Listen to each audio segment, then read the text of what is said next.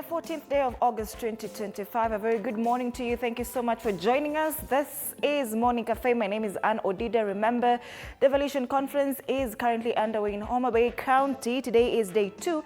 And the theme is devolution as a catalyst for equity, inclusion, and social justice. The theme for day 2 is human rights and social justice. And the theme yesterday was, of course, focusing on good governance. Our team is there, and we are hoping to link up with them in the course of this newspaper review and in the course of the show, and of course, as the day progresses as well, for them to bring us up to speed with everything happening in Homa Bay County and everything taking center stage in that area. But first, let's take a look at the news making headlines in the country and, of course, regionally as well. We start off with the Daily Nation U.S. damning report on Kenya's impunity. That is the main headline on the Daily Nation this morning. The Standard talks of no thank you, Ruto. We'll be back to take a look at that. Taifa Leo, upinzani baridi bila Gachagua. People Daily, Trump red cards Ruto over Gen Z killings. The Star, my wife thought I was crazy, says Sports Pesa winner. And finally, Business Daily, puzzle as farm changes owners before mega medical contract. Now, we'll be back to take a look at the local dailies, but on the state of the nation, we'll be having so many guests this morning. Shalom Diku is part of them. School feeding program delivers county policy. That is Director of Public Affairs at Food for Education. We have John Okulo, Director Corporate Banking KCB, and the role of private sector in devolution. And of course, Franklin Okate, Acting Chief Enterprise Business Officer at Safaricom, still on the role of private sector in devolution. Stay for this conversation.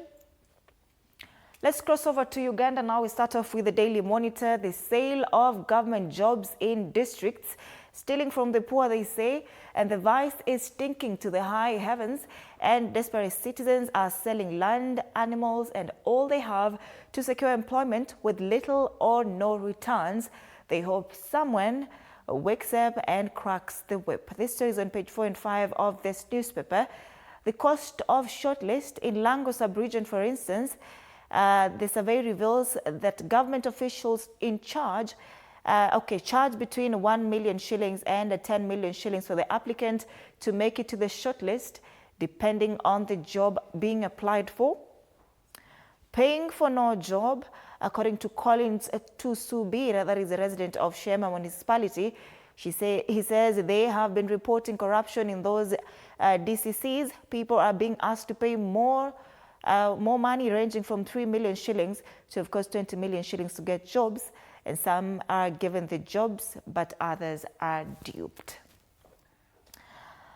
Yes, I did it, says ex-officer who took free salary for years. Now, yesterday, the CID in Uganda launched an investigations on around 12 government officials in Uganda who are accused of graft and, of course, ghost workers. This story talks about Oyet and says, in a surprise move, a police officer who resigned from the force 5 years ago but continued to draw a salary at the expense of the taxpayer yesterday pleaded guilty to corruption. And Francis Oyet voluntarily pleaded guilty before the Anti-Corruption Court, Grade 1 Magistrate Esther Asimwe, to the charge of causing financial loss of 20.6 million shillings to the government a day after he was formally charged. And this photo here on the front page, Uganda Police Human Resource Commissioner Edward Mugume in the dock at the Anti-Corruption Court in Kampala yesterday, where he was charged with abuse of office by recruiting people into police illegally. And of course, the former police officer Francis Oyet as well in the dock. This story is on page 3 of the Daily Monitor. Inside FDC Party Manifesto, story on page 8. Government starts road maintenance works countrywide, and the government has effective this month activated road maintenance works across the country in a bid to improve the condition of the road network, the Ministry of Works and Transport has indicated. On the top strip of this newspaper, rising cocoa prices. Can Uganda do more than export raw beans? It's a question they ask there, and that's the Daily Monitor. Let's cross over to New Vision still in Uganda. Museveni goes for another lap and NRM ready for contest as 120 peak nomination forms. Matters election gaining momentum in Uganda. They will be heading to elections next year in February. U.S. envoy to Somalia commends UPDF troops. This is Richard Riley, the U.S. ambassador to Somalia, of course, who has commended UPDF troops for the good works in Somalia and Uganda. Tributes pour in for ex-minister Karoro Okurut. Other stories here: Ugandans demand action on forest destruction, and police commissioner, 2 others charged. The story on graft, and that includes Francis Oyet, and of course police human resource commissioner Edward Muguma. On the top strip, 100 Ugandans recruited to fight in Russia intercepted, and that's the news making headlines in Uganda. We cross over to Tanzania. Now we start off with gazeti la Mwananchi. Zamu ya ubunge na udiwani kutikisa, hekaheka za uchukuaji wa fomu kuhamia INEC. CCM yaachia wagombea wake. ACT Chauma wanyatia waliofyekwa, wengine wachukua fomu. Na kulingana na Omari Mtua, katibu wa CCM eneo la Mwanza, anasema kwamba uhakika wa kutangaza majina ya walioteuliwa katika mchujo wa mwisho ni kuanzia usiku wa leo. Baada ya kukamilisha vikao, watatoa utaratibu wa kuanza kuchukua fomu. Masuala ya siasa pale mnyukano, Lissu, Jamhuri, sakata la mashahidi moto. Habari kamili katika ukurasa wa 3 wa gazeti hili. Safari kuisaka Ikulu yazidi kuchangamka. Picha ya kwanza ni mgombea urais wa tiketi ya chama cha Sauti ya Umma anaitwa Majalio Kiara na mgombea mwenza Satia Musa Bebwa wakipunga mkono baada ya kupokea mkoba wenye fomu ya uteuzi wa kugombea nafasi hizo jijini Dodoma hapo jana. Vilevile mwenyekiti wa Tume Huru ya Taifa ya Uchaguzi, jaji wa mahakama ya rufaa Jacobs Mwambegele anamkabidhi hapa Abdul Muluya mkoba wenye fomu za kuomba kuteuliwa kugombea urais wa tiketi ya DP jijini Dodoma. Na vilevile mwenyekiti wa Tume Huru ya Taifa ya Uchaguzi, jaji Jacobs vilevile akimkabidhi Gombo Samandito Gombo fomu za kuwania urais wa tiketi ya CUF jijini Dodoma. Waziri Mkuu Kassim Majaliwa yuko hapa katika ukurasa wa mbele wa gazeti hili akiwa ndani ya moja mabasi mapya kwa ajili ya awamu ya pili ya mradi wa mabasi yaendayo haraka almaarufu BRT2 alipofanya ziara ya kuyakagua pamoja na miundombinu yake jijini Dar es Salaam. Kule juu, vita ya kumrithi Job Ndugai yashika kasi na wanachama 24 wa Chama cha Mapinduzi wamechukua fomu za kuomba ridhaa ya chama hicho kuteuliwa kugombea ubunge kumrithi Ndugai. Gazeti la Mwananchi, tukisalia kule Bongo, The Citizen, how political parties will finance their campaigns. And with the October 29th general election drawing closer, political parties are moving swiftly to secure the funds they need to finance their campaigns. Official campaigns begin on August 28, and parties have begun implementing various strategies to ensure they mobilize adequate financial resources. Now, the Election Expenses Act sets strict ceilings on how much political parties or candidates can spend during the election period. For a political party, the maximum allowable expenditure for campaign is 25.5 billion shillings. This is Tanzanian money. In Kenyan shillings, this is about 1.27 billion Kenyan shillings. Denmark out to boost investment, trade links with Tanzania. Other stories here: boys now face higher risk of online abuse, according to new data, and that story is on page 3. On the top strip, 4 pacts to earn Tanzania 720 billion shillings for conservation, and 30 tons of drugs disguised as fertilizer intercepted in Tanzania. These are the stories making headlines regionally, but let's take a look at the weather situation across various regions of the country. We start off in Homa Bay. Devolution Conference enters day 2. This morning it's 20 degrees, feels like 24. A partly cloudy day in Homa Bay. Precipitation here Today it's 0.6 millimeters. Yesterday it was 7.7 millimeters. So it is warmer today, highs of 28 degrees in Homa Bay County today. We cross over to Nyeri. It's 13 degrees this morning, feels like 12, a partly cloudy day. Highs of 22 degrees and precipitation in Nyeri, 1.1 millimeters. Weather in Laikipia this morning, 14 degrees, feels like it. A partly cloudy day, highs of 26 degrees and precipitation in Laikipia, 0.7 millimeters. We cross over to Mandera. 25 degrees this morning, feels like 27, a partly cloudy day. Very hot in Mandera today, highs of 36 degrees and precipitation here is 0 millimeters and no chance of rain. In the coast, Kilifi, 23 degrees, feels like 25, a partly cloudy day. Highs of 27 degrees in Kilifi and precipitation here, 2.0 millimeters, the highest we've seen so far this morning. And finally, weather in Nairobi, 13 degrees this morning, feels like it. Clear skies with periodic clouds. Highs of 23 degrees and precipitation in Nairobi, 0.0 millimeters. Hakuna mvua hata kidogo. Kilifi is expected to receive the highest amount of rainfall this morning at 2.0 millimeters. It's 15 minutes past 6. Let's take a look at the traffic situation. Major tributaries to town this morning. Muthaiga interchange, nothing much to report about. Building up slowly. Is in Matatu to Pali, going way back to Thika Road, clear, green all the way to Kasarani, nothing to report. Outer Ring Road, clear all the way. This week the roads have been clear. If you go way back to Kangunda Road, clear as well. Nothing much here. Let's go cross over to the other side of town. Westlands, Waiyaki Way, also clear as well. Typical Thursday traffic, nothing much. People are working from home. This other side, Waiyaki Way clear as you can see this morning. Maybe we'll be back to take a look at the traffic situation at 6:30 thereabout. In town, Landis Road also building up slowly, just a little bit of yellow here and red along Landis Road. And of course, Jogoo Road, nothing much to report, just matatus there and red kidogo hapa. Of course, these are just buses, ambazo zinabeba watu to town. Now, we'll be back to take a look at this at around 6:30. Let's take a look at the quote of the day.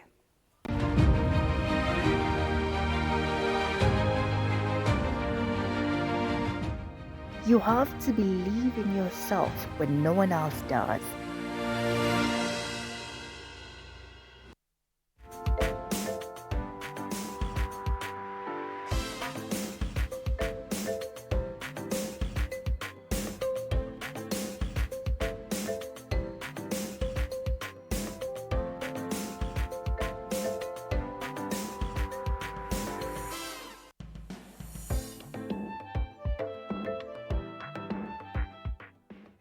Let's take a look at the local dailies now in depth. We'll start off with the Daily Nation. U.S. damning report on Kenya's impunity and harsh verdict set to escalate tensions between Nairobi and Washington.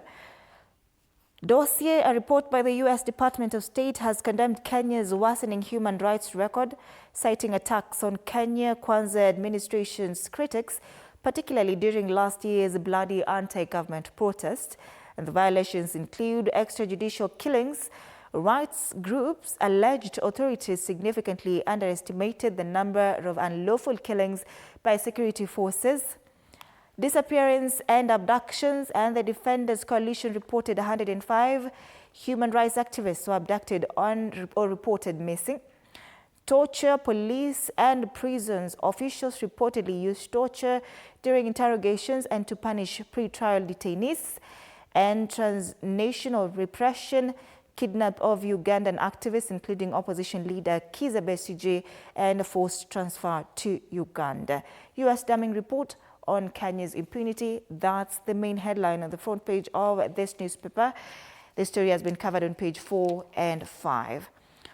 Ruto steps up attack on bribe-taking lawmakers, and President William Ruto has called out Parliament and the judiciary terming them as the weakest link in the fight against corruption, accusing the former of being involved in a bribe soliciting spree instead of performing its oversight role.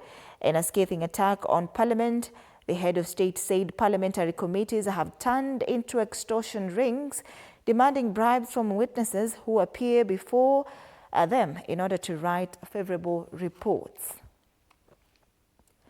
Other stories here on the front page, you see a photo here of President William Ruto, who joined Kochia Kagab traditional dancers in a jig yesterday during the opening of the devolution conference at Homa Bay High School in Homa Bay County. And President Ruto said his government is committed to unlocking the full potential of devolution. How Clark bagged 424 million shillings cash prize, and Boni Kamau had a routine day processing booking tickets in a transport firm until a call interrupted his schedule and dramatically transformed him into a multi-millionaire. This story is on page 3. Pumwani to pay woman 7.5 million shillings for botched delivery, dead baby and lost uterus. This story is on page 3 of this newspaper.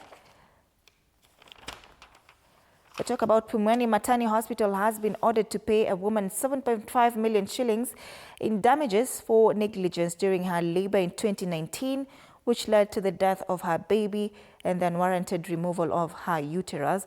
Now, High Court Judge Lawrence Mugambi found the hospital culpable for failing to provide urgent medical care, despite admitting the woman identified in court papers as LL to protect her identity on an emergency basis. She was left waiting for 11 hours without the required attention. How Harambee Stars could qualify for knockouts today.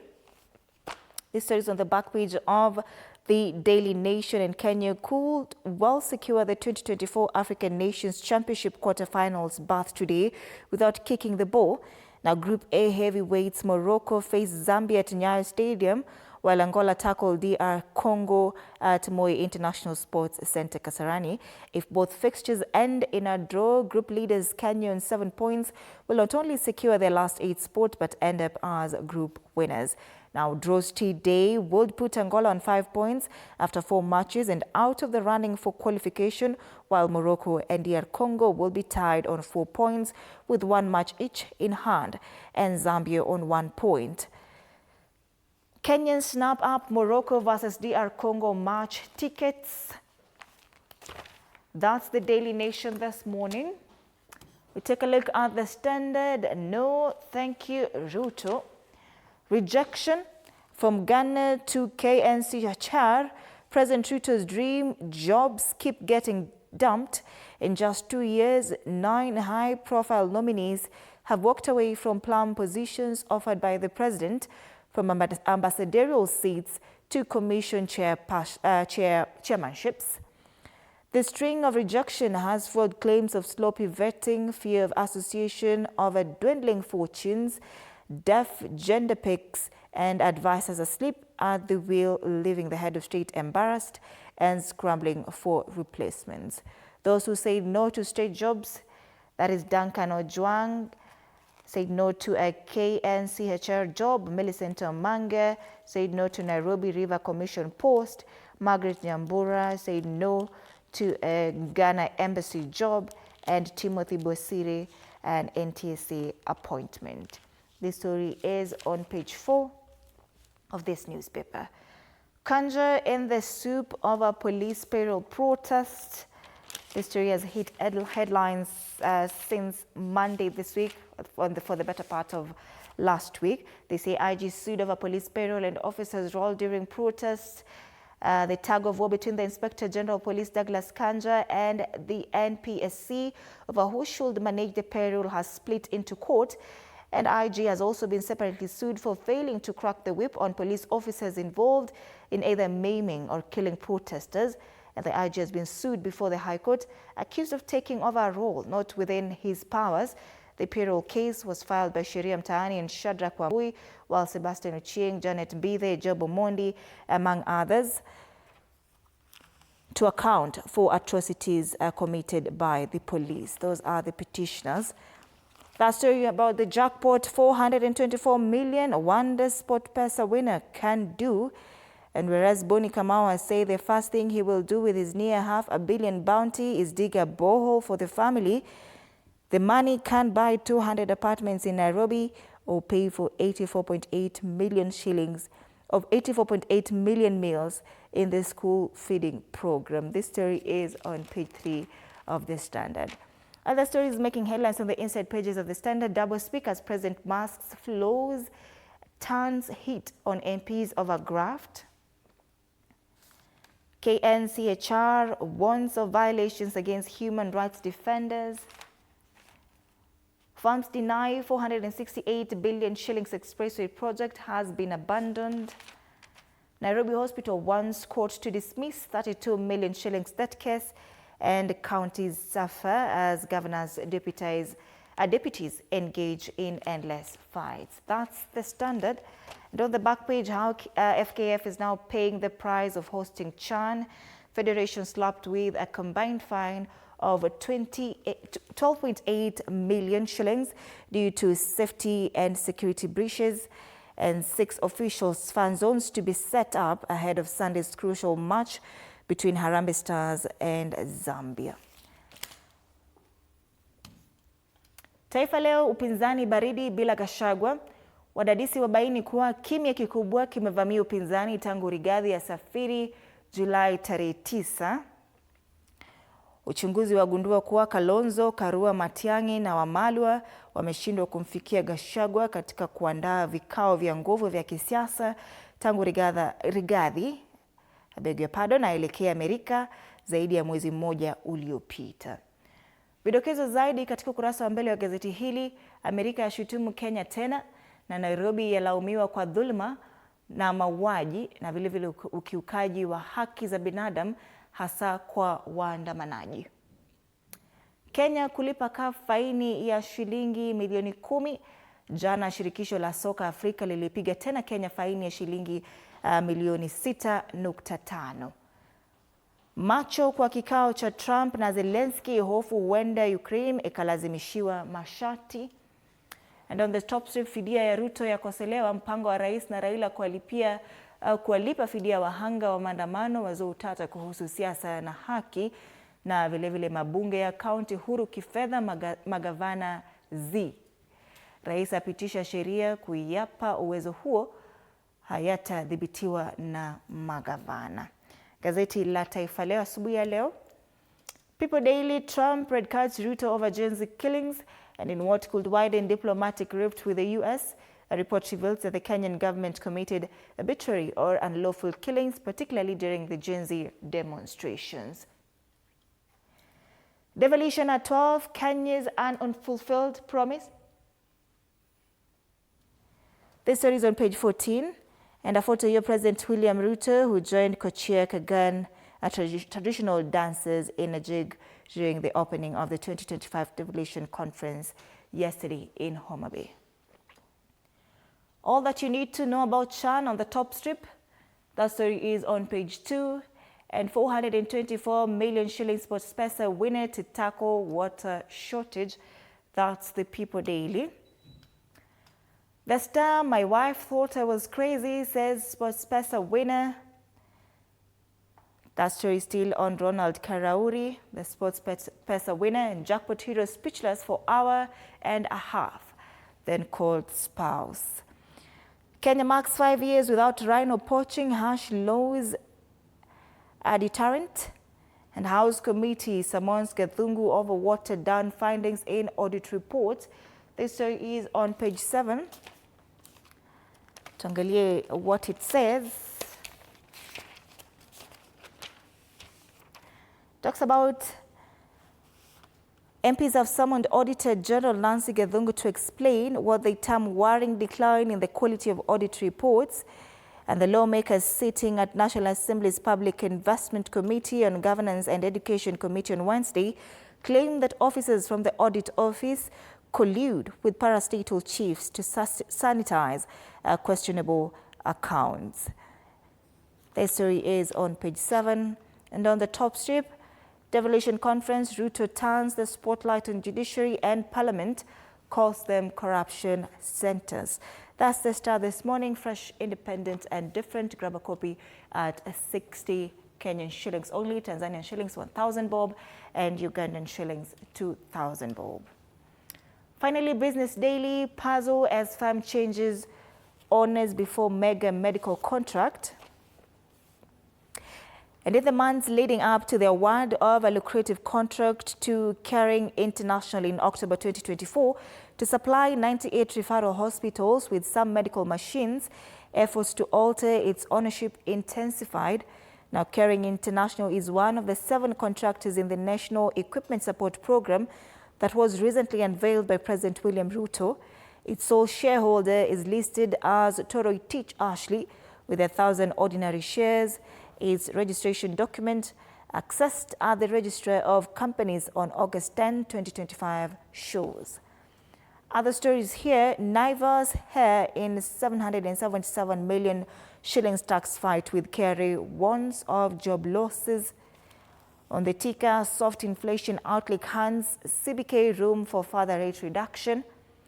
KCB pays 12.8 billion shillings first half dividend after NBK sale. That is the National Bank of Kenya. And current account deficit thins on high dollar inflows. They say higher dollar inflows from agricultural exports, tourism and diaspora remittances helped narrow the current account deficit to 1.6% of GDP in June from 1.8% in April, and boosting the shillings and forex reserves held at the Central Bank of Kenya. These are the stories making headlines this morning. Once again, the conversations that we'll be having this morning.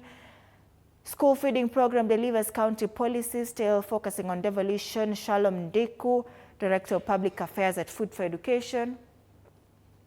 John Okulo, Director Corporate Banking at KCB, and the role of private sector in devolution. And Franklin Okate, Acting Chief Enterprise Business Officer, Safaricom, still on the role of private sector in devolution. Coming your way starting 6:30 a.m. just in a few minutes from now. We take a look at the caricatures this morning. This is the Standard. Speaks of devolution. Governors here are caricatured as pigs eating the revenues sent to the counties and, of course, shooting it into a bucket of development. That's a caricature, the Standard this morning. The Star speaks of victims' compensation. And of course, it paints Graves here, who asks, what was our life's worth, Professor? And that is Professor Makau Mutua, who has been tasked to lead the commission that is tasked to, of course, oversee the compensation of protest victims. That's the Star caricature this morning. And finally, this is the Daily Nation. Still matters devolution, how to measure growth. Devolution at 12, they say you don't measure it, the length, you measure the width on the other side. How to measure growth instead. Those are the caricatures this morning. And finally, this is the People Daily. Any route, any bill, we will follow you.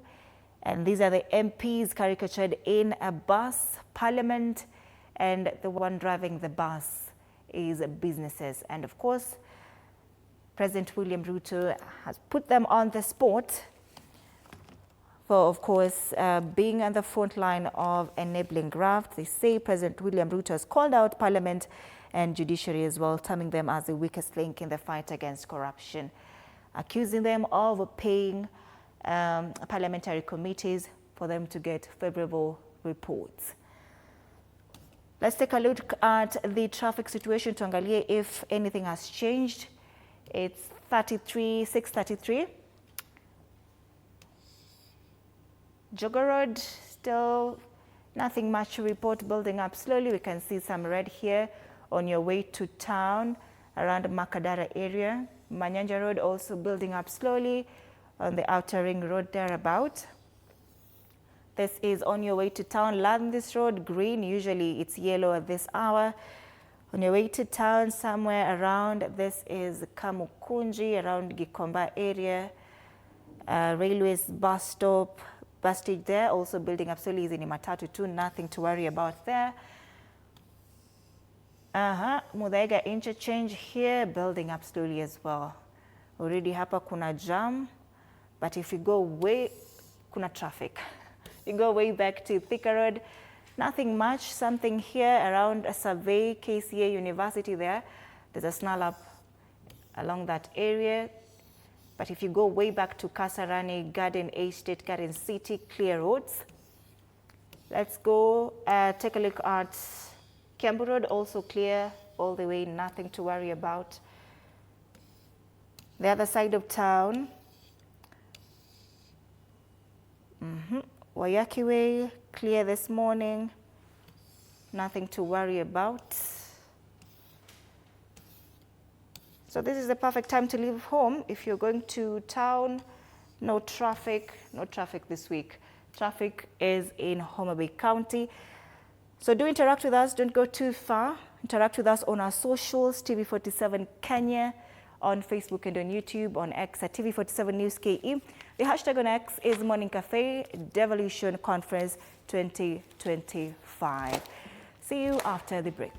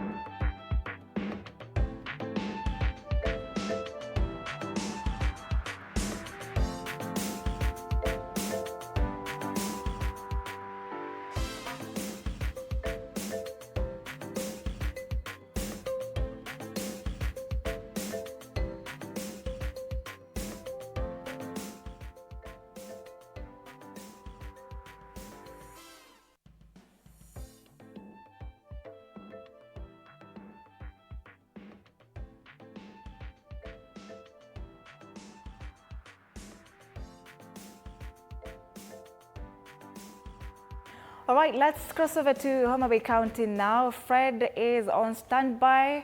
Fred, good morning. How are you? And what should we expect today?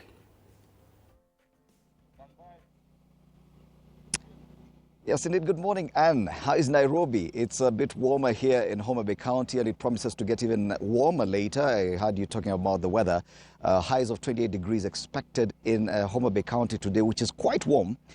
But definitely the focus will still be on the Devolution Conference 2025. We are at the venue here at the Homa Bay High School on day 3 of the conference. The conference was officially opened yesterday by President William Ruto. Now, yesterday we were talking, and the last 2 days we've been talking to the organizers, basically the Council of Governors. Yesterday we were talking to a deputy governor and a senator on what to expect going forward. Today, we'll be talking to partners, private sector players who are part of this conference, and how they come in, how they integrate into the entire devolution breakdown so that they can fill gaps. And which gaps are this? Probably I could mention some of them. We'll be talking to someone from the Food for Education program, which is a school feeding program that delivers to counties. We'll also be talking to someone from Kenya Commercial Bank, KCB, and how the banking sector is working with devolved units. We'll also be talking about technology, and for that conversation we'll be having someone from Safaricom. That's Franklin Okata, the Acting Chief Enterprise Business Officer. Later on, we're hoping to host the chairperson of the Kenya Seed Company, Wangui Ngirishi. As you know, agriculture is a part of the devolved functions, and the whole debate about seeds and how they can be getting to farmers and how county governments come into play is a big question indeed. So it is a packed day, a packed morning. For the better part of this morning, starting now, going forward up until around 11 a.m., we'll just be talking to these partners one after another and trying to unbundle how they actually come into devolution and the gaps that they seek to fill. For now, I'll get back to you, but let's take a short break probably, and we'll be back to talk about more on this. All right, thank you so much, Fred. We'll be hoping to link up with you as the day progresses. And of course, once again, just to highlight on that today, the theme is human rights and social justice. And the former Prime Minister Raila Odinga is expected to deliver a keynote address later on in the afternoon. Let's take a very short break. We'll be back with Fred.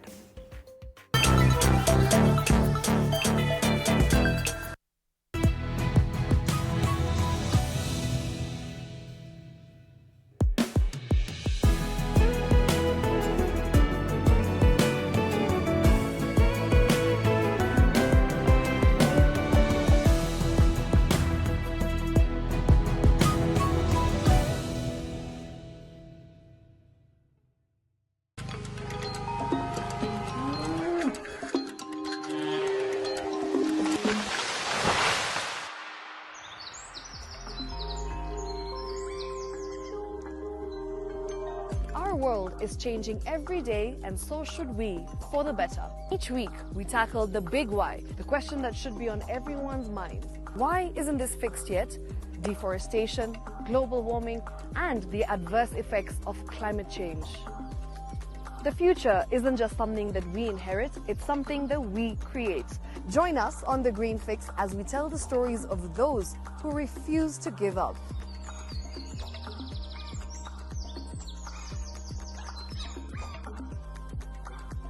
When it comes to fixing the planet, there is no time to waste. Join me, Shiksha Arora, on Thursdays at 9 p.m. on The Green Fix as we look into the big why, you and I.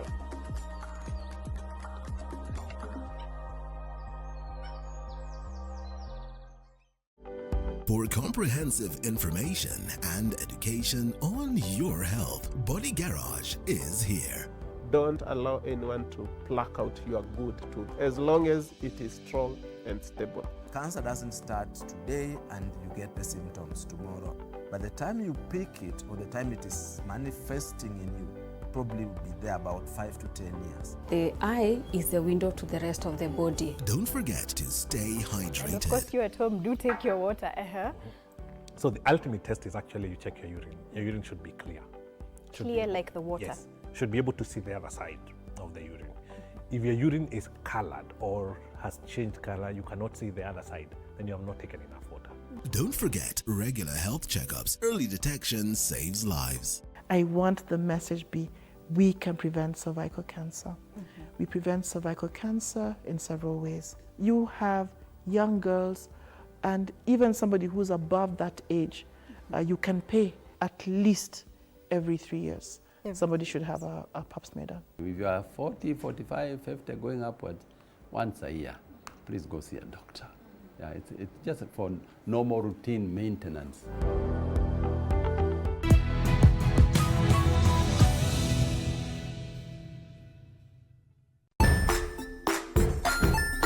Hey there, friends. Welcome to Kids on the Block, where fun and imagination come alive. We dive into magical world filled with exciting adventures and awesome friends. What position were you in? I was number 2. What position were you? Number 1. He decided to cross the bridge by his house and look for food on the other side. We're going to do half cup of chocolate chips, and the other one, we're going to do half cup of the blueberries. So, grab your imagination hats and get ready to explore with us. Join us every Saturday at 9 a.m. for new friends, amazing stories, and tons of laughter. Jiunge nasi tunapoangazia safari za viongozi bora.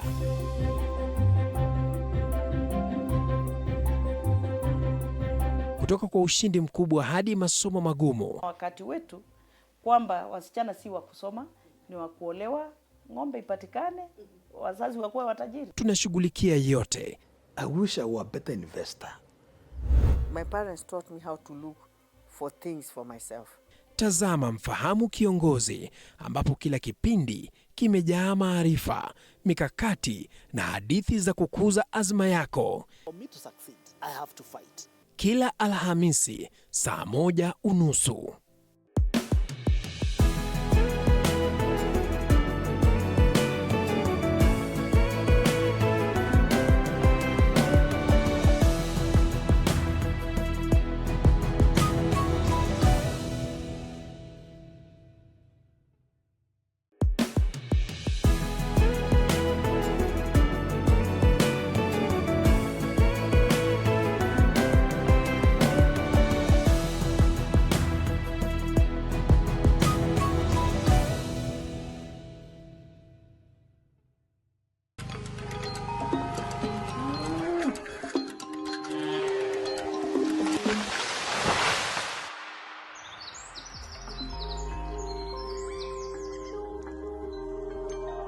world is changing every day, and so should we, for the better. Each week, we tackle the big why, the question that should be on everyone's mind. Why isn't this fixed yet? Deforestation, global warming, and the adverse effects of climate change. The future isn't just something that we inherit, it's something that we create. Join us on The Green Fix as we tell the stories of those who refuse to give up.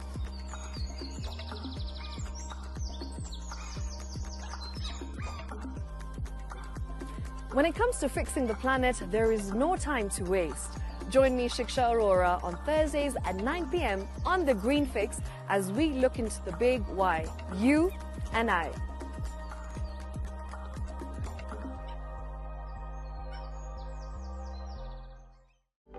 For comprehensive information and education on your health, Body Garage is here.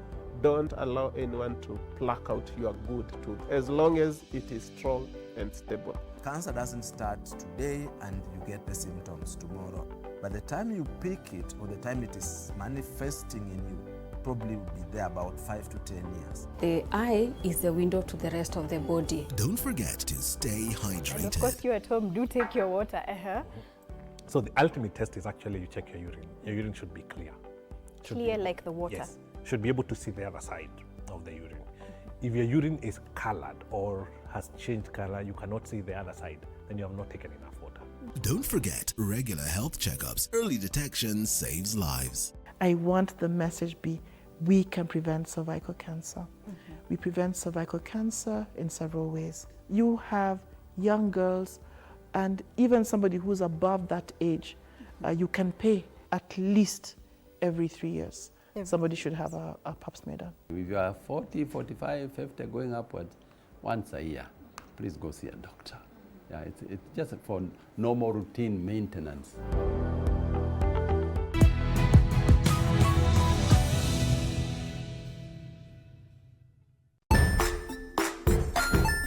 Hey there, friends. Welcome to Kids on the Block, where fun and imagination come alive. We dive into magical world filled with exciting adventures and awesome friends. What position were you in? I was number 2. What position were you? Number 1. He decided to cross the bridge by his house and look for food on the other side. You're going to do half cup of chocolate chips, and the other one, we're going to do half cup of the blueberries. So, grab your imagination hats and get ready to explore with us. Join us every Saturday at 9 a.m. for new friends, amazing stories, and tons of laughter. Jiunge nasi tunapoangazia safari za viongozi bora.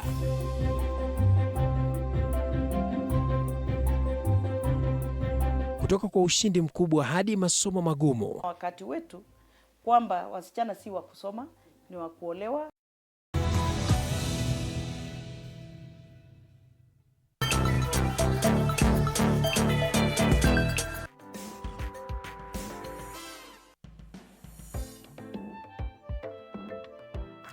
All right, thank you so much for staying with us. You're watching Morning Cafe. Karibu sana. Let's take a look at news-making headlines. And Interior Cabinet Secretary Kipchumba Murkomen has claimed that the BBC documentary on a child sex trafficking ring in Mahimayu, Nakuru County, known as Madams, which exposed Kenya's child sex trade, might be flawed, adding that persons interviewed in the piece were promised substantial payments and lifestyle benefits to be featured.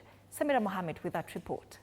You are not a debater in this house. Yes, Mr. Speaker. Cornered by the members of Parliament, Interior Cabinet Secretary Kipchumba Murkomen faced a tough grilling session as he appeared before the National Assembly. Steps being taken by the ministry to avert death and destruction of property, especially during demonstrations. The legislators demanding a firm action and clear answers from the CS and his ministry over the BBC Africa Eye documentary on a child sex trafficking ring in Maimahiu in Nakuru County, which exposed Kenya's child sex trade, with Murkomen dismissing the inquiry, claiming the expose was fake and that the witnesses interviewed were not underage as alleged in the documentary. We are confirming from this report that, Mr. Speaker, the entire report was fake because the people who were interviewed were not underage. And that's why, Mr. Speaker, I went the whole length to read their names, their pseudonyms, Mr. Speaker, and who they are, what they do, and why, what was the motivating factor when they were posing as children. And in his defense, while questioning the legitimacy of the information provided by the underage girls featured in the documentary, Murkomen noted that the ministry's investigations revealed that the witnesses in the documentary were linked to each other, a sign that the information provided by the BBC might have been falsified. As far as the BBC documentary is concerned, it was a hoax. It was Mr. Speaker, planned, executed in a manner to portray that there were underage girls that were, going through sexual exploitation, while in reality the people who were playing the game knew that they were not. Now, on the part of BBC, insofar as media ethics is concerned, it remains at large there to know whether, the first question is, why would someone promise financial reward in case information is going to be shared? Was the financial reward intended to get a good story that can be aired by BBC? In contrast, the BBC maintained that they had reached out to the government for a response during their investigation, but received none. The media house added that it gave all its evidence from the undercover investigations to Kenya Police in March 2025, before the documentary's release. Samira Mohammed for TV47, Nairobi. Now, a fresh legal battle has erupted over control of the police payroll, with rights groups Sharia Mtaani and activist Shadrack Wambui petitioning the High Court against the Inspector General of Police, the National Police Service and the Attorney General. The petitioners argue that the unilateral control of payroll functions by the IG undermines the National Police Service Commission's constitutional mandate on human resource management. They want the court to preserve the current payroll records and systems until the case is heard, urging the matter be treated as urgent during the court recess. So the question that Kenyans are asking, in the event of paralysis, where will the national security be for the Kenyans? Who will take care of the 55 million Kenyans who depend on the command structure of the National Police Service, that's the IG. Sharia Mtaani with Shadrack Wambui is very alert that Parliament does not have this power. They cannot order the Inspector General anywhere. And based with that reality, that's why we have gone to court to seek a constitutional interpretation. Why? This is a matter of great national public interest. And this matter under the vacation rules, and we expect directions to come out today with a view of resolving these national. Prime Cabinet Secretary Musalia Mudavadi has met religious leaders from Malava constituency in his ambitious campaign to recapture the Malava seat ahead of the November 27th mini poll. Now, Mudavadi rallying religious leaders to campaign for UDA candidate in their respective churches in what is now the fourth delegation of influential leaders from Malava to visit him at his railways office.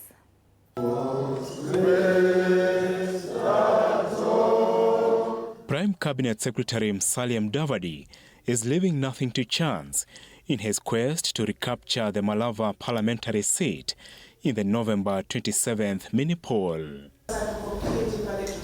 Mudavadi's meeting with religious leaders from the constituency is the fourth after meeting elders from the 29 Kabras clans, teachers and women at his Nairobi office.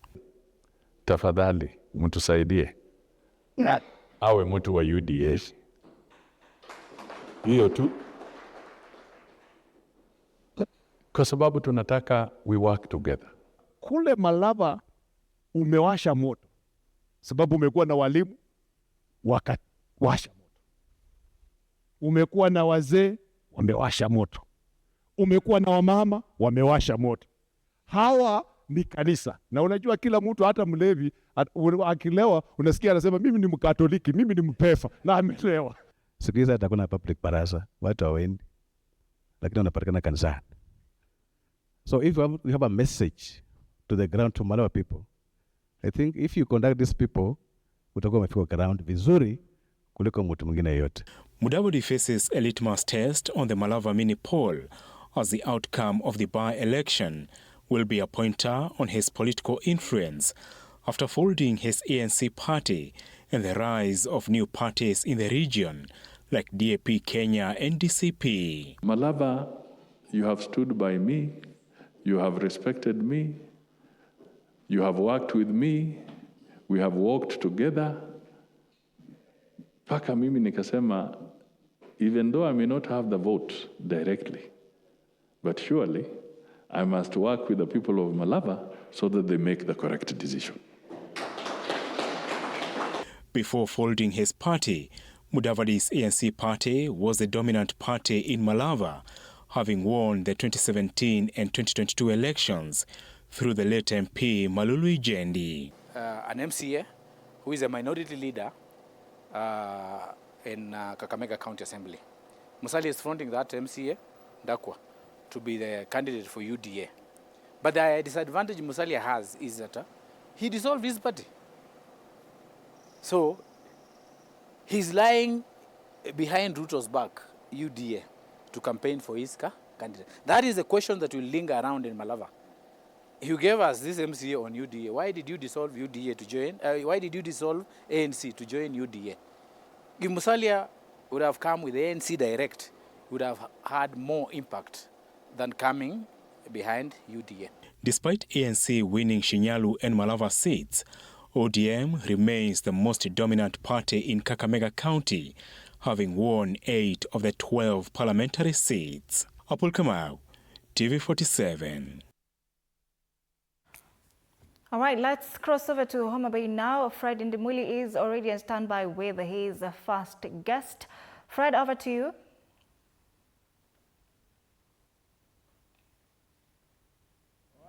Thank you very much, Anodida, all the way in Nairobi, and for the good job you're doing there alongside Nick Mavindi. Good morning. Yes, we're in Homa Bay County number 43, from where we are following the proceedings of the Devolution Conference 2025, today being day 3. And later this afternoon, we do expect former Prime Minister Raila Odinga to address the congregation here, those attending the Devolution Conference at around 4 p.m. But for now, today, as I told you earlier, we're engaging the partners of the private sector just to understand their role in devolution and what kind of gaps they seek to fill and how successful they've been. Remember, it is 12 years since the advent of devolution. This morning, I'm privileged to be having with me Shalom Liko, Director.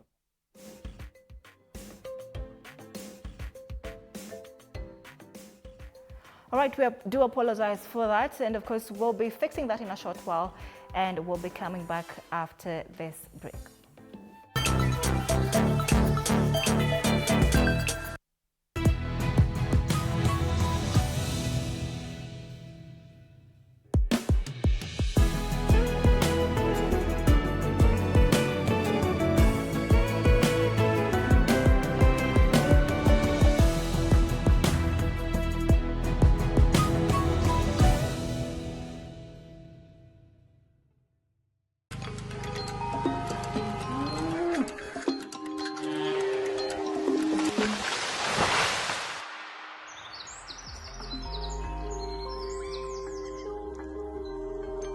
Our world is changing every day, and so should we, for the better. Each week, we tackle the big why, the question that should be on everyone's mind. Why isn't this fixed yet? Deforestation, global warming, and the adverse effects of climate change. The future isn't just something that we inherit, it's something that we create. Join us on The Green Fix as we tell the stories of those who refuse to give up.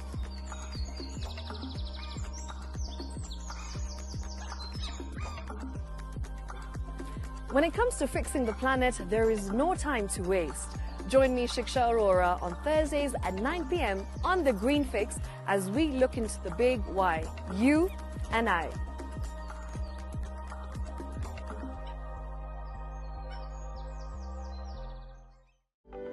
for comprehensive information and education on your health. Body Garage is here. Don't allow anyone to pluck out your good tooth as long as it is strong and stable. Cancer doesn't start today and you get the symptoms tomorrow. By the time you pick it or the time it is manifesting in you, probably will be there about 5 to 10 years. The eye is the window to the rest of the body. Don't forget to stay hydrated. And of course, you at home do take your water. So the ultimate test is actually you check your urine. Your urine should be clear. Clear like the water? Yes. Should be able to see the other side of the urine. If your urine is colored or has changed color, you cannot see the other side, then you have not taken enough water. Don't forget regular health checkups. Early detection saves lives. I want the message be, we can prevent cervical cancer. We prevent cervical cancer in several ways. You have young girls and even somebody who's above that age, you can pay at least every 3 years. Somebody should have a pap smear done. If you are 40, 45, 50, going upward, once a year, please go see a doctor. Yeah, it's just for normal routine maintenance.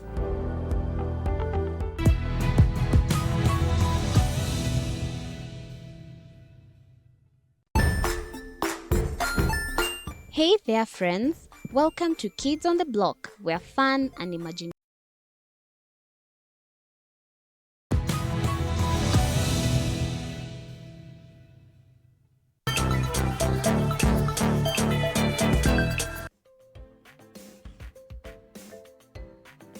Welcome back. Thank you so much for staying with us. You're watching Morning Cafe. Let's cross over once again to Homa Bay County.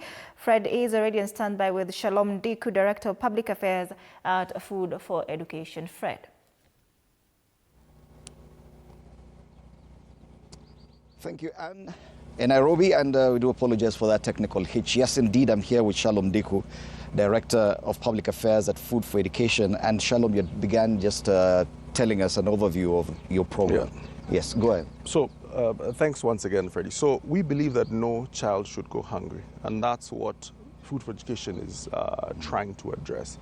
And we do that by making sure that children in schools get meals. So, currently, we feed over 500,000 children every single day across 12 counties in Kenya. We do that with a varied model where in urban and highly populated areas, we use centralized kitchens where food is cooked in a kitchen that produces around 10 to 60,000 meals and then distributed to the schools. In rural areas, we also have smaller kitchens that are spread out to distribute that food. And for us, we want to ensure that children are getting food that is hot, that is nutritious, that is safe, that is affordable, because we know that a hungry child can't learn. And once we feed them, they can learn and achieve their full potential. All right. And that's what we do as an organization. Right. And probably the very first question will be, who is funding this? Great question. So we use a model that brings together multiple partners and stakeholders. I always like to view it as a triangle. So we are an NGO, a non-profit, and so obviously we receive funds from donors outside the country, but even local donors as well. We also partner with government, right? So government finances through taxpayer revenue, including county governments, school feeding. For example, we partner with the county governments of Mombasa, Murang'a, Embu, and Nairobi to do school feeding. Right. And then thirdly, we also believe that a small contribution from parents makes the program sustainable. So in some instances, parents also contribute towards the meal of a child. So bringing those three actors together ensures that sustainability financially. Before we even take a look at how you connect with the counties, yes. What are the major benefits you've seen so far that you can point out that this has happened over there? How many years have been in operation? 13 years now. 13 years. Yeah. What can you tell us that this is what we've achieved, even in terms of statistics? Oh, absolutely. So the change comes at many levels, right? Obviously, the first is the child. In schools, we've seen an increase in enrollment, right? About 10%, where children are now registering to schools. Once they know that there's a feeding program in this school, that registration increases. We're also seeing attendance. So for example, children may not have been coming to school as frequently, and absenteeism is an issue. Let me give the example of Mombasa County, where we partner with the county government to feed children. Attendance there increased by 21.7% once the school feeding program started. But at the same time, we'll hear anecdotal stories. So still in Mombasa, for example, a teacher in Likoni might say, since this program started, my children are able to pay attention. But then school feeding also goes beyond the classroom and beyond the school. School feeding is an economic empowerer. For example, we've created jobs. At Food for Education alone, we have almost 5,000 employees. We work with suppliers that have, again, thousands of employees. We've seen, for example, suppliers working with us increasing the number of women that are employed by 66%. And so it is all this scaling that we're seeing, not just at the schools, within the communities, and within economies where farmers know that there's a guaranteed market for their food to get to children and actually achieve that. Now, there's been, and this is from a point of criticism, that education is not really a devolved function. So why a county is engaging in these programs? And I don't know if you've received that kind of complaint or criticism. I think that criticism might be misplaced because if we look at the Constitution, in the fourth schedule has two parts. The first part focuses on the functions that belong to the national government, right? And when you look at education there, it is clear that education from a policy point of view, education at the primary school level, secondary school level, as well as the tertiary level. However, from the age of 0 to about 6, those are some of the most crucial developmental years, and that's pre-primary or early childhood development education, that window.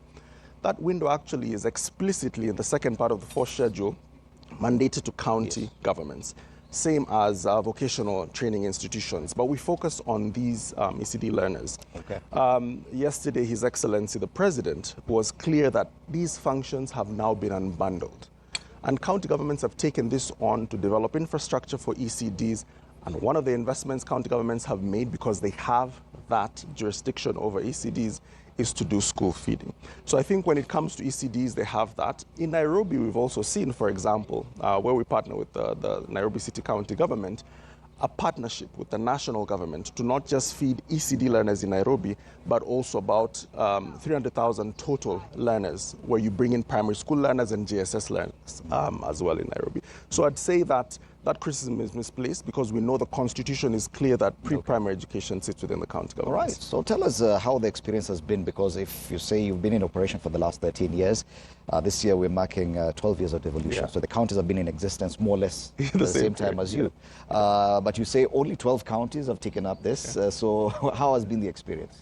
Great, and thanks for that. I think the experience has been one that's been quite exciting, because I always say you can see the impact of our work directly. When I visit a school and I see that child tapping using our innovative watches, once they tap, they get the plate or bowl of food and they go and eat, you see it and you feel it.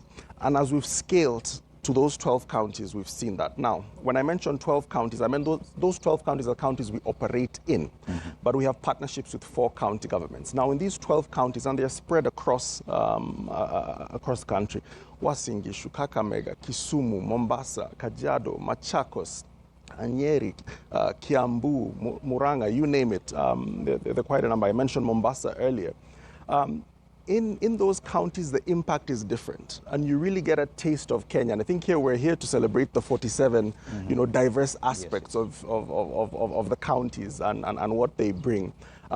So truly, I think it's been a learning experience. But I think one of the biggest game changers was when we started partnering with county governments. We were approached by Muranga County first, and Muranga County actually tested us and said, because historically we'd been in urban areas like Nairobi, Mombasa, and Kisumu, tested us and said, can we do porridge for ECD learners? And so we had to go to the rural area. We had to scale it out to over 600 ECD institutions and schools to feed about 42,000 learners. And as we learned that, we realized, we can actually do it outside of cities and densely populated areas. So we went to Tetu constituency in Nyeri, and now we're partnering with the Embu county government to also roll out porridge as of last term. All right, so you say that you already have partnerships with 4 counties. Yes. Out of the 47. Is this an indication that there's a slow uptake of this, or is it an issue to do with capacity? That's a perfect question. I think it's a mix of a number of factors. And I think even we feel like 4 out of the 47 is big. But we have to look at school feeding contextually, right? In a number of our arid and semi-arid counties, which are about half of the counties in the country, you have school feeding initiatives that might belong to other NGOs or might be run by other NGOs, but also the national government. So that eliminates about half the counties where there are other partners. Food for Education is not looking to feed every single county in the country. We're just part of an ecosystem of actors.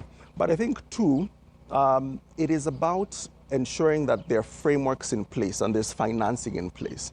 These 4 counties have shown that commitment, and there are other counties that also have shown that. And a big part of why we're here, especially tomorrow, is we've partnered with the county governments to launch a model school feeding policy, right? Because many county governments might have that intention, that desire to do school feeding, but then the frameworks to be in place to be able to guide them might not be clear. And so that's one of the things we've done over the last year with the Council of Governors to develop this policy, which we hope the Deputy President will launch tomorrow, and continue doing that. We want to ensure that counties can ring-fence funding, just like these other county governments have, to be able to do that. So it's a journey that we're on, because our goal by 2027 is to feed 1 million children every day, and we believe counties are a key part of that strategy. Right. Now, the biggest challenge that I've seen in trying to gauge the different levels that counties are at is the issue of standards. True. That one county may be way ahead of the other.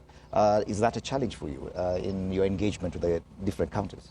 Yeah, I'd say it's less of a challenge, but just more of a reality, right? And I think for us, adaptability has been key. Let me give you an example. In Nairobi or Kisumu or Mombasa, where we were feeding, the food would leave kitchens in trucks, these large trucks, and the trucks are temperature controlled. The food would be loaded onto the truck and then it would be distributed to the schools. But once we went to a place like Embu or Muranga, where the terrain is very hilly, we realized that that would not work. So we had to adapt.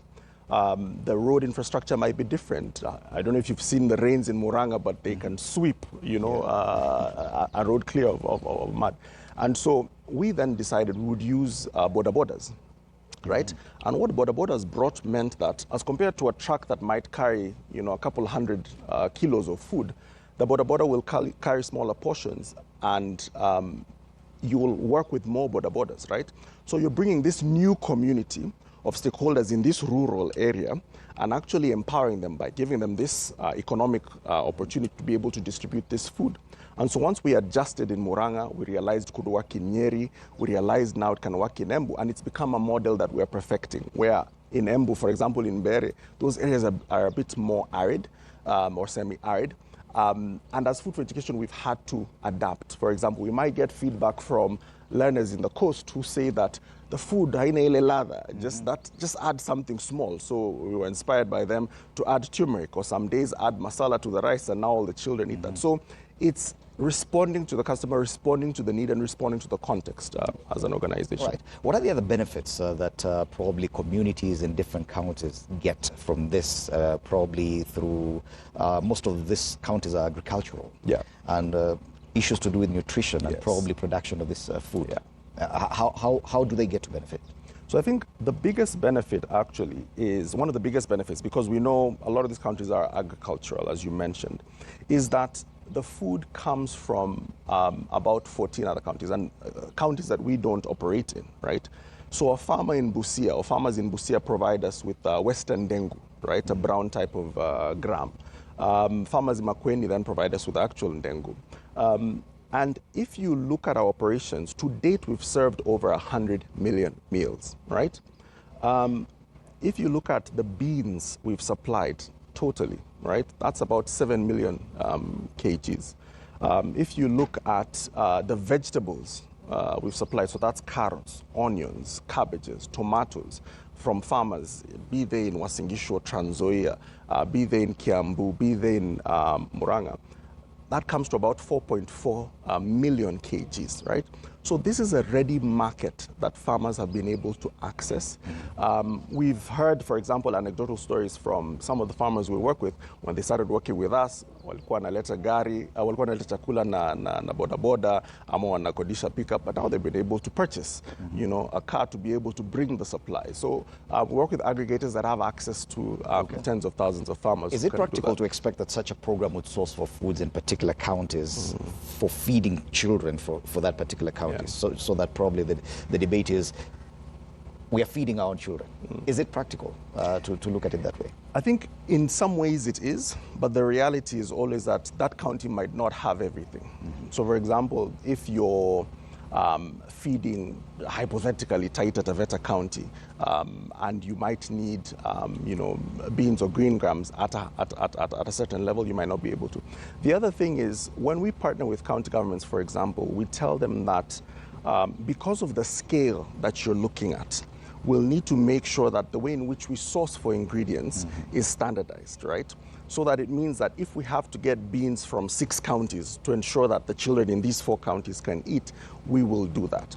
But at the same time, we realize that obviously there's a need to also connect, and there's a conversation around homegrown school feeding to ensure that that is done. So while it's practical, in some ways, it'll have some challenges depending on where you do it and the context. What about matters nutrition? And because I get that probably that is part of also your contribution to this, the nutrition benefits for children. How do counties come in to this debate? Sorry, how do counties come in what sense? In as far as nutrition is concerned, because part of their job is to ensure that the nutrition of children is catered for. Perfect.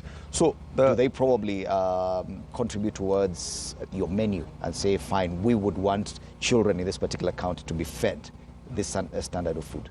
Yes, so anytime we partner with a county government, obviously we will take them through our menu, and our menu ensures that that meal is balanced. It meets the minimum dietary requirements. I think there are about 7 elements of that we make sure that meal meets. As I mentioned earlier, you know, the meal will have a starch for energy for the kids, usually rice.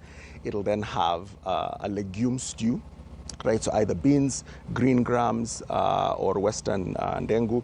And then it'll have vegetables, included there, as mentioned, onions, tomatoes, cabbages, carrots. You know, every week or 2 we provide a fruit, usually in the form of a banana. And then obviously we use fortified oil. So trying to make sure that that meal is actually quite nutritious for those children. But as I mentioned, in Muranga and Embu, we provide porridge, and that porridge is fortified with the right minerals, a balance of, you know, maize and millet flour, to make sure that those children actually at that very young age are getting the nutrients that they need. And a big part of how we arrive at those menus is actually with the county governments.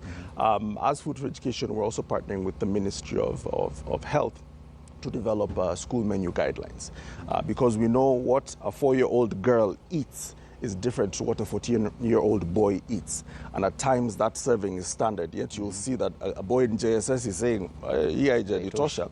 So we're working with them to ensure that what is provided you know, is meets the needs of that child. We've also done studies where we've looked at what the children are eating at home versus what they're eating at school. And you find that a lot of, you know, nutrients, for example, iron, the food is very iron rich, comes from the school feeding program that we're a part of. So nutrition is a key part of it. We do studies with universities, we do studies as ourselves. We also have a fully fledged food safety lab just outside Nairobi that ensures that this food is safe, not just nutritious, but safe, because this is a critical part of our community, the children. Earlier on you mentioned something, tap to eat. Tell us more about that. Perfect. So tap to eat, and I'm wearing the watch, it's the yellow one that's branded with one of the county governments we work with in Nairobi, is an innovation that helps us achieve 2 things. The first is that it helps, it's basically an e-wallet, where if a parent registers with the program, they get a USSD, which is *648#, and they're able to then load it. Because as I mentioned earlier, in some instances, parents contribute. For example, in Nairobi, they contribute 5 shillings for the meal, because public schools, right? 5 shillings per meal, exactly, because the county government subsidizes the rest of that cost. So once the child knows that their wallet is topped up, If they get in line at lunchtime in school, the watch is tapped by a phone with one of our employees. 5 shillings is deducted if you're in a school in Kamukunji, and the child can eat. But the second thing that Tap to Eat does, and really shows how we've integrated technology into school feeding, is that it also provides us with data which we can use to make decisions and also influence policy. It'll tell us, for example, in Kakamega, are girls in grade 3 eating more than boys, right? On what days are children eating? I talked about the different meals. For example, we always see a spike on days that there are bananas, right?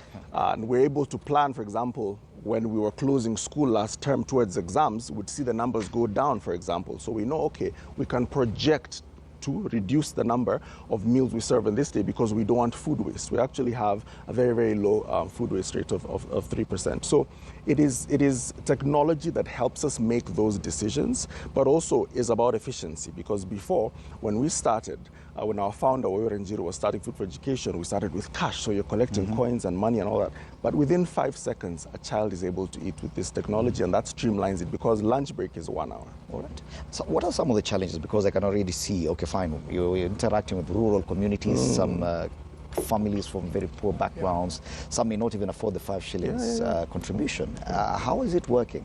And how are they left out simply because their families cannot afford?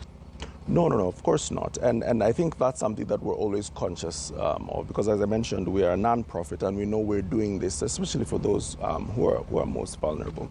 So as I mentioned, we work with some donors to ensure that the most vulnerable, at least 10% within schools, actually eat for free. Right? So we make sure that wherever we operate, that is something that we cater to in that way. But at the same time, we also, if you look at the cost of meals, just in any school, if you go to any school, if you look at that vendor outside selling lollipops, selling ngumus, selling all that over a period, or even just providing the same lunch that we provide, the cost of that meal is usually 5-10 times more than what we're asking the parents to contribute. But the other thing is also, if you think about the health. So the big message that we push to parents is our meal is a healthy and balanced meal.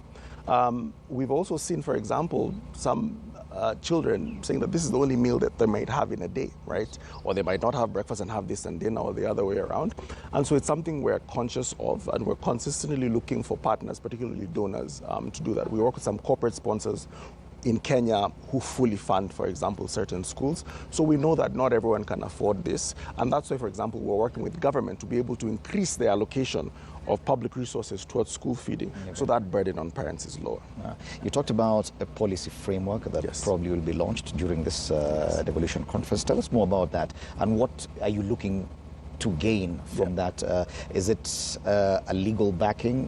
What exactly are you looking forward to in that, and what is contained in this policy? Great. So I think that's something that we're really excited about. So last year, we, together with the Council of Governors, partnered together to try and address something. In 2023, during the Children's Devolution Conference, school feeding came up as a key topic. And one of the barriers to actually ensuring it's achieved was the fact that there was no policy framework at the county level. And so, partnering with COG, we started building on this policy, which we've now completed. But it's not any other policy, it is a model policy. And what a model policy means, because what will work in Marsabit or Mandera won't work in Migori or Machakos, right? So that context would have to be factored for. So it lays out the sort of framework in which, if I am Machakos County, I'm able to come in and infuse aspects of school feeding that are key to my context as compared to Marsabit. So it touches on a number of things. It touches on ensuring that meals are nutritious, counties are putting the resources towards school feeding, the infrastructure is there, food safety is factored for, it sets out governance structures, and a lot more other things. But the key thing, Fred, for us is we wanted to ensure that there is a framework in which counties can build off of that meets certain standards to ensure that these children are able to do that. So going beyond this, now we know a policy is just a policy. It can be a piece of paper that you leave someone, it gathers dust. We believe that it'll make it easier for counties to set up the institutions for school feeding. We also hope to continue partnering with even more counties to be able to support them towards implementing these policies, because we know it'll benefit the children at the end of the day, and it's something that we're truly excited about. Are there challenges in working with the county governments? I know issues around government bureaucracy, pending bills. They may promise this and not do it. What are some of the challenges you've encountered over the last few years? I think it's challenges anyone working with government has, and I've worked with government for over a decade, and this always will always come up, right? And you can't ignore it. You know, you for example, just yesterday, small things like protocol. Yes. But at the end of the day, I think for us, one thing that I have truly appreciated about Food for Education is that we're a very young organization. About 80% of our employees are Gen Zs.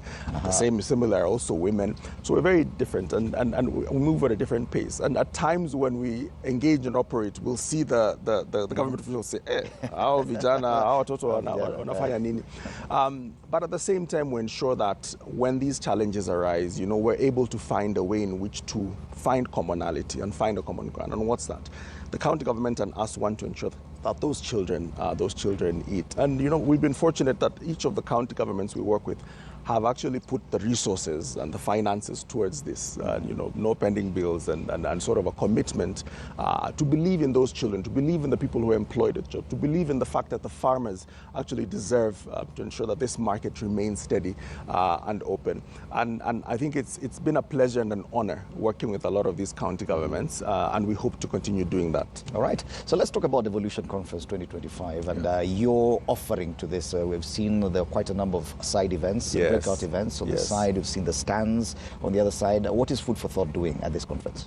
So what Food for Education is doing are three things. I think the first, as I mentioned, is just truly preaching the gospel of school feeding and going beyond the child in the school, but also thinking about it as an investment in the economy and in communities. So really pushing that. We have a team of about 10 people here that are helping us with that. But two, we also have a side event today where we're bringing some of these governors we work with from Muranga, from Mombasa, from Embu, and some from the education committee that we partnered with to speak about the importance of school feeding as an investment in the economy. So that side event is today at 2 o'clock. I think it's one of these tents right here, right behind us actually, tent number 2. And then I think the culmination of all this is His Excellency Professor Kithure Kindiki, the Deputy President, launching this policy tomorrow as we close the Devolution Conference. I think it'll be an achievement, but the work only starts then for us to then implement it. And that's what has brought us to the Devolution Conference. All right, you sound very optimistic about the future. What's your vision for Food for Education? Going forward in the next 5 years, what do you think you'll be doing then? So I am naturally an optimist, and I think it's Mandela who also said that in his book, Long Walk to Freedom. So in the next 5 years, it's excellent you asked that. We've been in Kenya for 13 years. By 2027, as I mentioned, we want to feed 1 million children. But our ambition and vision goes beyond the country. We actually want to work with more African governments to feed about 2 million additional children by 2030. But we know that there are other organizations that are also doing school feeding, starting it, figuring it out. So we want to build that ecosystem, provide them with the support and knowledge, so that for us, where we tripped and may have fallen, they don't do so. We show them the way, we clear the path for them and support them through our operational excellence experience. Because I know you've tried to scale up over the last 13 years. Yes. What are the main challenges in scaling up this program? I think a couple of challenges are, I think the first one is, as you scale, you realize that the contexts are very different and you need to be highly adaptable. And so we've seen that in certain contexts, for example, it can be harder to adapt just because it's different. So it might take a bit more time, but we'll eventually get there. I think the other thing is now as I mentioned, we've mostly been in urban areas. So we're in 4 of Kenya's 5 cities, though we're in Nakuru County, but in an urban area. Nakuru is the only city we're not in. But now as we scale, we're seeing we're going to more rural areas, more arid and semi-arid areas, as I mentioned earlier. So there the demands become different. You know, the populations are sparse, infrastructure is not as developed, and so that means we have to think creatively, right? And so in places like that, we have to think about maybe not a big kitchen that cooks 10, 20,000 meals, but maybe 5,000 meals, 3,000 meals to ensure that we're doing that. But we're highly adaptable, and we believe that we'll be successful as we continue to do so, but we can only do so with our partners. We can only do so ensuring that at the end of the day, if we're all focused on ensuring these kids are the primary focus, we can come together and find solutions to ensure that none of them go hungry in schools. Right. And you mentioned that food for education, the human resource is basically the younger generation, Gen Zs. There's a problem of youth unemployment, and this cuts across all the counties. And do you see food for education contributing towards resolving this problem going forward? I what opportunities lie there for Kenyan youth? Yeah, I think we'd obviously play our part. I think one thing that we've shown is that school feeding can create jobs. We have a full-fledged organization. As I mentioned, of the 5,000 people, we have people in the legal department. We have people who are accountants. We have people who are truck drivers. We have people who, this watch is run by a team of engineers. People who could sit in a large, mobile company, but they've chosen to come here and use that knowledge to make that difference. And I think that's one thing that's truly inspiring about the young generation, because they're looking for quite impactful jobs and opportunities to really feel valued but give value. And so I think as we continue to scale, we strongly believe that, we can actually create these opportunities and find young people, and provide these opportunities for them. And I also mentioned our suppliers. I also mentioned the opportunities that were created for others, such as the border riders, others within the counties that we work in. So that reach is quite strong. The role of technology and innovation is key. Probably that's where the youth could get involved in as well. How much of that do you see you taking up? I know that you've already told me about Tap to Eat, but going forward, improvements on technology and innovation, are you welcome to ideas? We're welcome to ideas as long as they'll make sure no children go hungry, for sure. And I think we, as I mentioned, even this was just an idea, and now it's become sort of a symbol of school feeding across the country. And so it's something that we're truly welcome to. And as we see the world and technology developing, we know that we can't ignore it as we continue to try to ensure that children feed. Sustainability is key, and issues of standard we've talked about, but sustaining this and ensuring that it actually it's copy-pasted in different counties is a challenge that I see. How are you addressing that? Issues of sustaining the program going forward? Yes. So, the policy that we spoke about earlier is one of them, right? To ensure that there are standards across the board to be able to do that. And one of the things in that policy, it has 7 pillars. One of them is resource mobilization and the financial sustainability of school feeding, right? So a big part of our advocacy work seeks to ensure that finances are ring-fenced for school feeding, right? The 4 county governments that we work with have actually shown that they do that. They ensure that now, over the last 2 years, Embu the last year, have put aside and allocated finances for school feeding, right? So that's a key thing, and that is the message we're always drumming. And this message also goes to the national government, which also has, through the Ministry of Education, an allocation for a national school feeding program. So that's a key priority for us, because we know government must be involved in this. Because when government is involved, then donors are involved.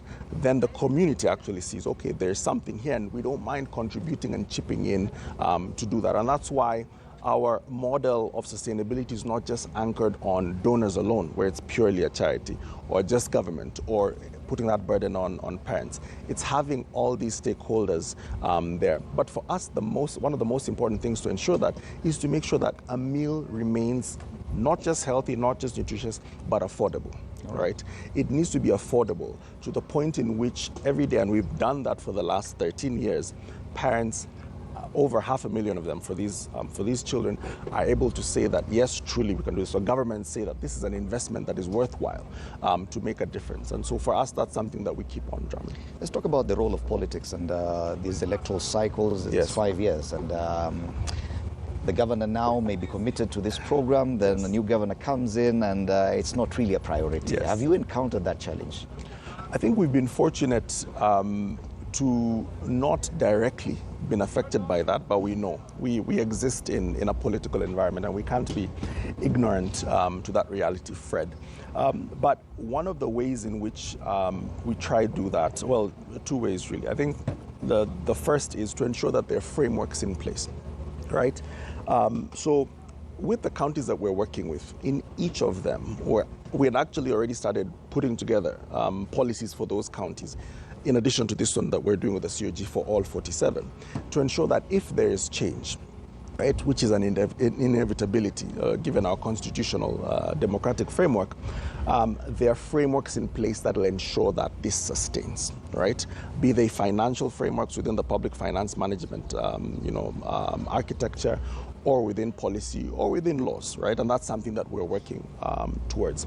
But two, we believe that school feeding should matter to anyone, despite their political leaning, despite their affiliation, because at the end of the day, it's about those children. And I don't think there's any leader who would say that when I come into power, I don't want children to eat, right? I think you're right, you put it well. It's a matter of prioritization. How will they prioritize it? We've seen the current leadership, especially in county governments, do that. We also work with members of parliament who've used their NGCDF funds towards school feeding. An example actually is in one of the constituencies we partnered with a member of parliament in the previous term. He uses NGCDF to build a kitchen. And after he left, that kitchen still to date feeds, right? Okay. It is sustainable, it is operational, and that's what we want. Because at the end of the day, it's not about me or you, it's not about the politician, but it's about those children, them feeding. Yes, and let me take you back to the mechanics of how you prepare food and transport and all this.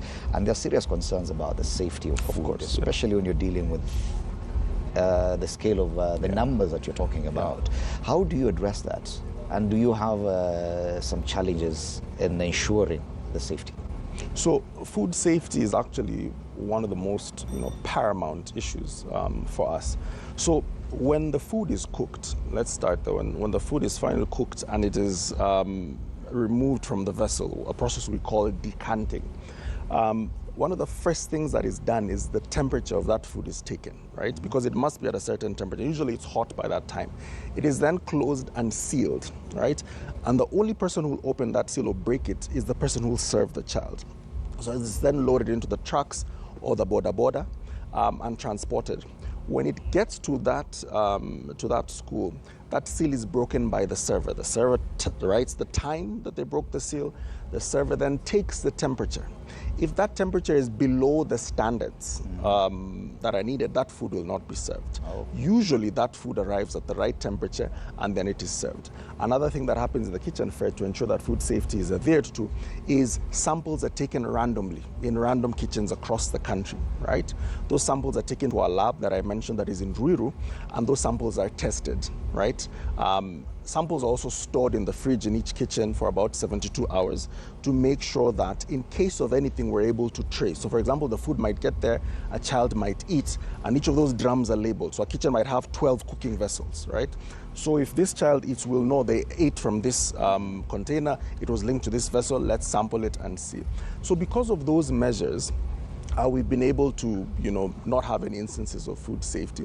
Actually, earlier this year, our largest kitchen, the Giga Kitchen in Mombasa Road, that cooks 60,000 meals, Africa's largest green kitchen, was certified by KEBS as a HACCP compliant kitchen. So food safety is paramount for us, and we want to ensure that we maintain those standards because we can't compromise on that. All right.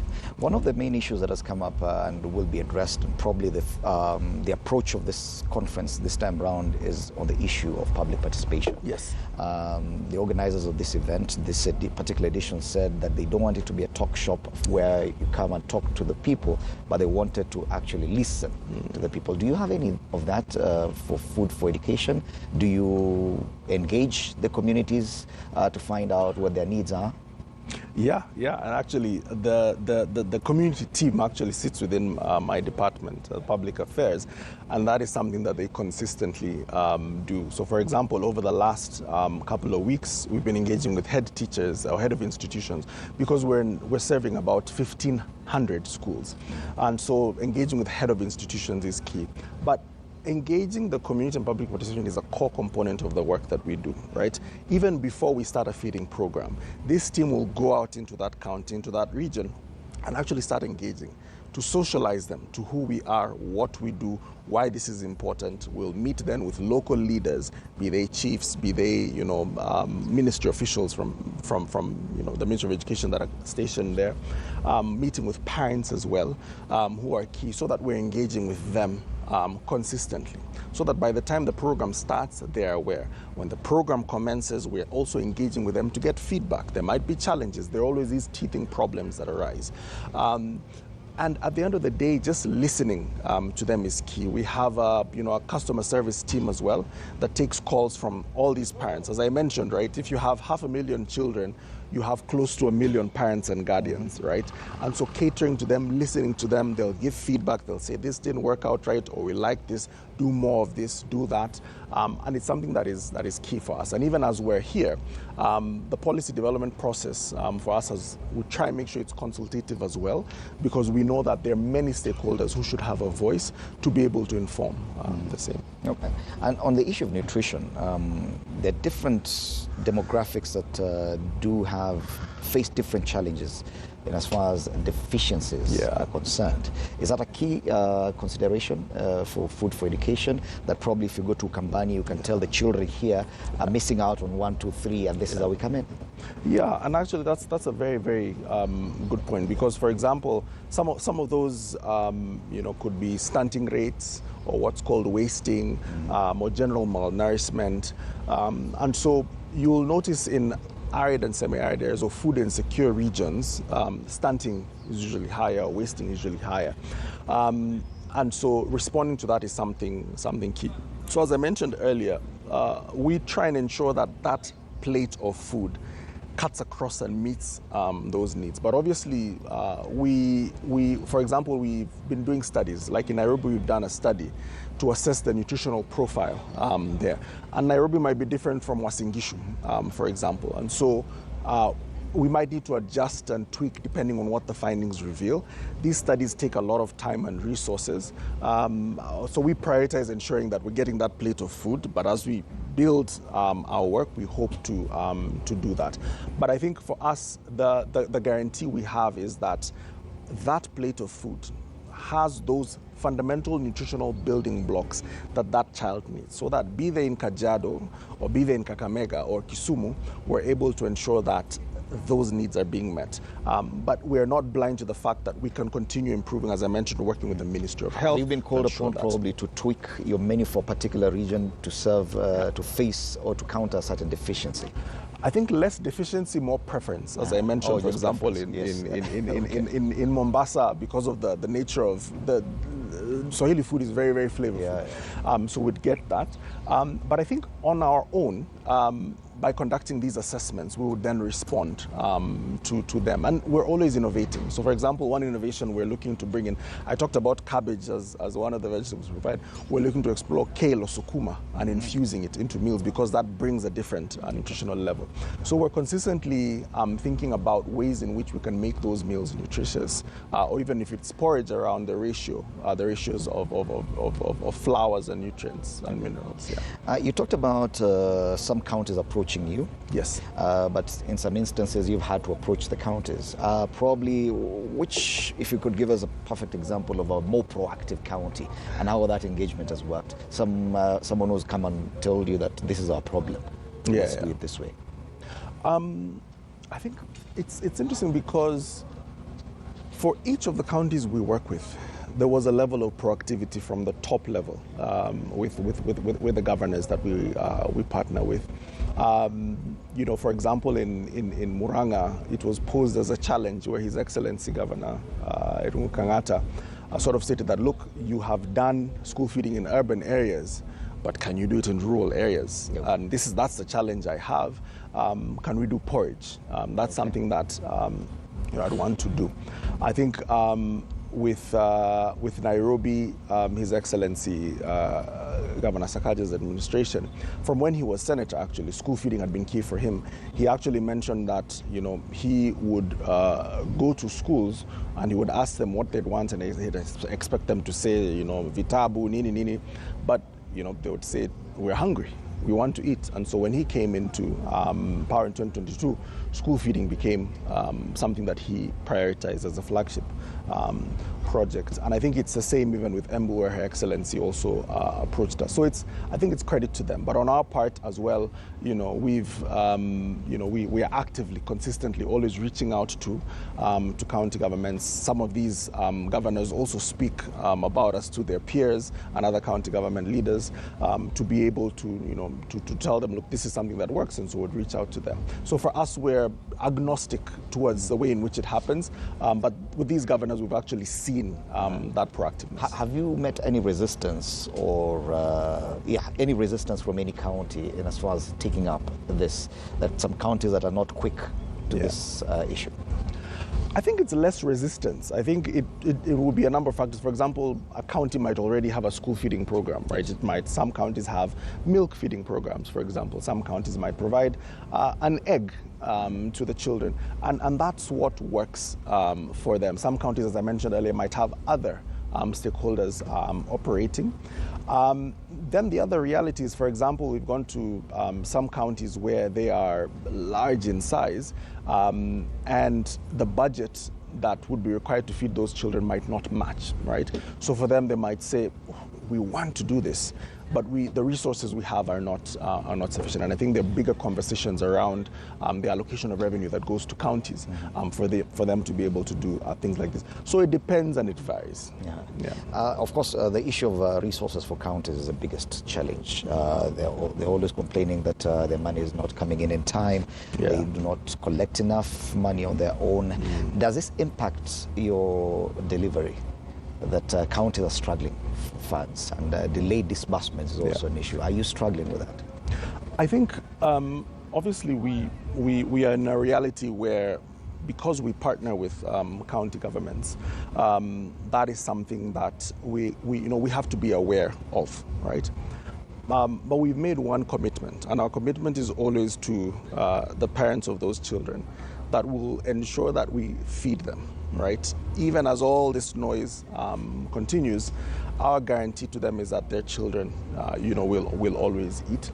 And whether the county is partnering with you or not, no. So as long as you're going to. So no, when these shenanigans happen, right? Okay. When there are challenges around revenue allocation, when there are delayed funds, because I think at the end of the day, one of the reasons private sector or non-governmental actors step in is to also ensure that the flow of services from government to the public is smoother. And that's one thing that we do, right? So we ensure that the food goes to them, but on this other side, we continually engage with them to ensure that those issues don't affect operations, and we're able to support them where we can to ensure that when the resources are available, then they're pushed towards that. On the issue of the policy generation and development, yes. How much, because the issue of public participation comes back as well, how much of the views of the public have been taken into account? So with this, because it's a model policy, right, it is anchored on the tenets of school feeding, around 7 pillars, as I mentioned earlier, that have been contributed by each of the 47 counties. So we engage with the county leadership at the technical level, at the executive level, and actually at the governor level. So because it's a model policy, right, it won't be implemented tomorrow or the next day after it's launched. Each of the counties would have to contextualize it to their context. So at that point, it'll have to go through the full public participation process, right? Because subjecting this template to public participation, for example, now, might not meet the context of Turkana, right? So when Turkana decides to start developing the policy, it'll be taken through those processes, taken to all the wards, engaging with the different stakeholders in the education, food, and agricultural sector to get it to that point. So it's a process that has started, but it'll need to continue engaging the public. Do you see that as a challenge, that different legislative processes will have to deal with this policy model. That in Mombasa, they may come up with legislation to probably tweak the program in a different way. And you have to interact with them in a different manner. And as far as the legislative framework is concerned, as opposed to how you do it in Nairobi. Do you see that as a challenge going forward? No, I see it actually as the opportunity. And that's the one of the objectives of the model policy is to provide that framework, right? So for example, if you look at the model policy, it'll have the general information, but it'll put a placeholder for the counties to actually come in and actually put their contextual or county-specific data, information, and guidance, right? And I think that is what we want, right? So we have provided the skeleton, right? But now it's them to come and fill in that body and create it fully. And I think the processes that are required are there for a reason, right? In a government of checks and balances, in a country in which the democratic rights of citizens are key, going through that process is essential, right? So that there's buy-in at the end, because that person who's engaged in public participation could be the mother of a child who's eating in school, could be a farmer, could be a teacher, could be a business owner. And so them contributing would be key to ensure that this policy is owned by everyone. Yeah, because there could be restrictions probably, and I'm just thinking, there could be restrictions in as far as what technology they would want you to employ. Maybe Nairobi would say, yes, tap to eat works, but Mombasa wants a different kind of technology. Probably, do you see that, or are you flexible enough to adopt to all those dynamics? Yes, and remember, this policy is for the counties.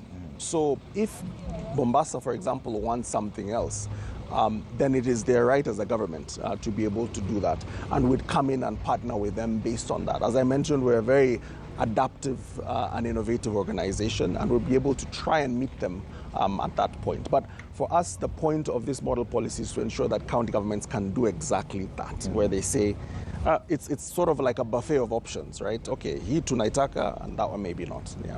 All right. Final comments. What should we look forward to? We only have 2 days left for the devolution conference. Food for thought, food for education. What can you leave us with? I think for us, it's a call to the counties to realize that school feeding goes beyond just the child or the classroom. School feeding is actually something that can nourish the nation, communities economically, not just nutritionally. We've seen that as we've scaled, as I mentioned earlier, we've been able to create jobs. We've been able to support businesses. We've been able to see economies really grow in agriculture, in education, and beyond. And so for us, it's a call to county governments to continue doing that, to ring-fence funds and finances for school feeding, to ensure that there are policies, as you mentioned, that are in place to support it. And at the end of the day, to back and come behind school feeding as ambassadors and champions. And if they do that, Food for Education will be behind them in supporting them. So thank you so much, Freddie. Right. Thank you so much. Shalom Niku, Director of Public Affairs at Food for Education, which deals with school feeding program, delivering to many different schools. How many schools again? 1,500. 1,500 schools, feeding about 500,000 children every single day in this country. A great job they're doing there. Congratulations, and we wish you all the best going forward. They're part of the partners here at Devolution Conference 2025, and they'll be having various events. We will continue talking to partners today. We'll be having a conversation with John Okulo from KCB, and later on Franklin Okata from Safaricom as well, as we try and engage the partners on the gaps they're trying to fill as we continue to enjoy and to experience these devolved units of government. You're watching Morning Cafe, State of Devolution, coming all the way from Homa Bay County, County number 43. Let's take a short break. We'll be back with more.